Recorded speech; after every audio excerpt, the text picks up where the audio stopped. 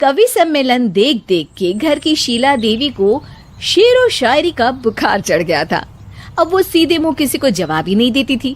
उनके पति और उनका बेटा तो काम करने घर से बाहर चले जाते थे और उनकी शायरी झेलनी पड़ती थी बहू रेणु को।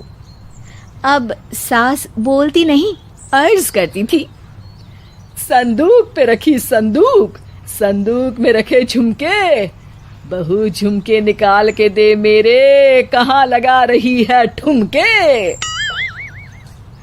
माँ जी, झुमके तो आपके निकाल दूंगी मैं, लेकिन आपके दिमाग से ये शायरी का भूत कैसे निकलेगा? छोटे लोग नहीं समझेंगे, शायरी है शौक बड़ा, तू अपने काम से काम रख, मेरे काम में मत टांग अड़ा।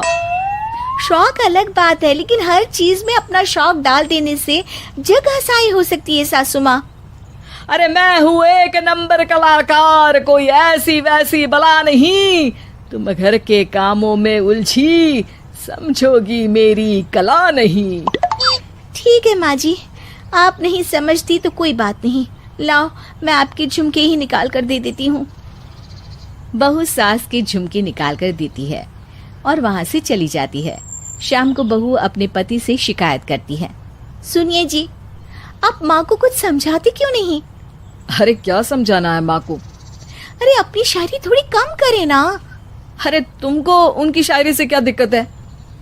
अरे मुझे नहीं, पर पड़ोस में सब लोग हंसते हैं, कहते हैं बुढ़ापे में लोग सठिया जाते हैं, लेकिन शीला जी तो शायर हो गई हैं। अरे लोगों का काम है कहना, लोगों की बातों का क्या टेंशन लेना।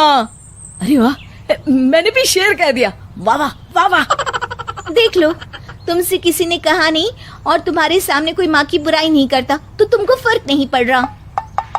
अरे तुम खामखा की बात का बतंगड़ बना रही हो। चलो चाय बना कर ले आओ मेरे लिए, साथ पियेंगे, कोई ढंग की बातें करेंगे।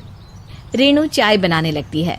पहले वो अपने पति को चाय देती है, फिर सास को और आखिर में अपने ससुर को। लेकिन वो देखती है कि ससुर जी कुछ परेशान से हैं। क्या हुआ ससुर जी, कोई बात हो गई है क्या? अरे तेरी सास बात बात पे शायरी करती है। कल मैंने पूछा कि खाना खाया तो तेरी सास ने क्या जवाब दिया पता है? अरे गलती की और आरोपी ने कोड़े खा लिए फटाफट, खाना तो नहीं पर पकोड़े खा लिए झटाझट। अब बता क्या जवाब दूं इस बात का? वो तो सभी से शायरी में ही बात कर रही हैं, मुझे भी समझ में नहीं आता कि क्या करूं मैं। बेटा उसको उसी की भाषा में जवाब देना पड़ेगा। मैं तो आम बातचीत में भी उसके सामने कुछ नहीं बोल पाता, शायरी में क्या बोलूंगा भला। ससुर ने जैसे ही कहा कि उसको उसी की भाषा में जवाब देना पड़ेगा, बहू को ये बात जच गई। अगले ही दिन वो शायरी की कुछ किताबें लेकर आई और शायरी की प्रैक्टिस करने लगी ताकि सास को उन्हीं की भाषा में जवाब दे सके। उसने दिन रात एक कर दिए। एक दिन सब साथ में बैठकर टीवी देख रहे थे, तभी रेणु सबके लिए बिरयानी बनाकर लाती है, लेकिन सास को बिरयानी भाती नहीं। कौवा करता काऊ काऊ, चिड़िया बोलती ची ची, इतना खराब बिरयानी बनाई है कि मुंह से निकले छी छी। बस इसी मौके का तो बहू को इंतजार था, क्योंकि अब बहू सास को उसी की भाषा में जवाब देने के लिए तैयार थी। माँ जी, हमको अपनी ये बेकार शायरी ना सुनाइए, जैसी भी बनी है बिरयानी चुपचाप खाइए। ससुर जी और रेणु के पति ने रेणु का जवाब सुनते ही जोर से ताली बजाई और सास ने जब रेणु का शायराना जवाब सुना तो उनके गले में बिरयानी अटक गई। बहू ने एक और शायरी का तीर छोड़ा। शायरी में बहू के सामने सास हो जाएगी ढेर, क्योंकि सास मारेंगी एक शेर तो बहू मारेगी 1.25 शेर। सास को छोड़ के सब वाह वाह करने लगते हैं। आज पहली बार सास को नहले पे दहला मिला था और रेणु ने सास का मुंह चुप करा दिया था।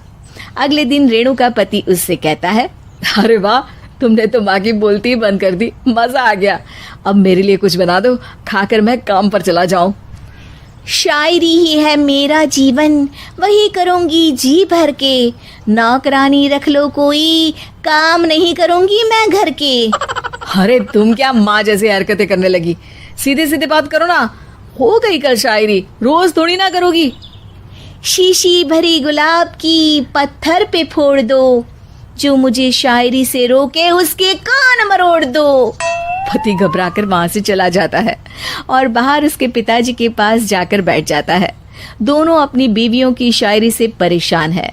ससुर को पछतावा होता है कि क्यों उसने बहू को सास की भाषा में ही जवाब देने का आइडिया दिया। अब तो घर में दो दो शायर हैं।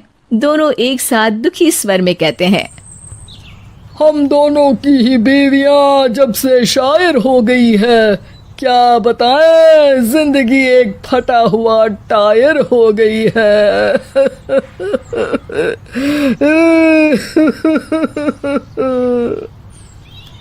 हम दोनों की ही बीवियां जब से शायर हो गई है, क्या बताए जिंदगी एक फटा हुआ टायर हो गई है।